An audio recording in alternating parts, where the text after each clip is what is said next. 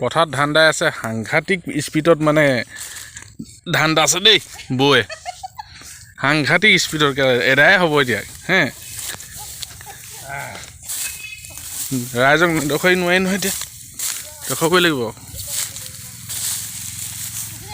শদিয়া বোৱাৰী ইমান স্পীড শদিয়া মানুহ কিমান এক্টিভ চোৱা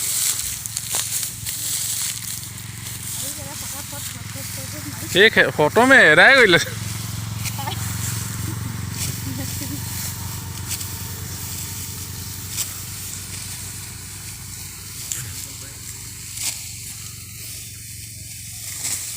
নেচা না কিমান স্পীডত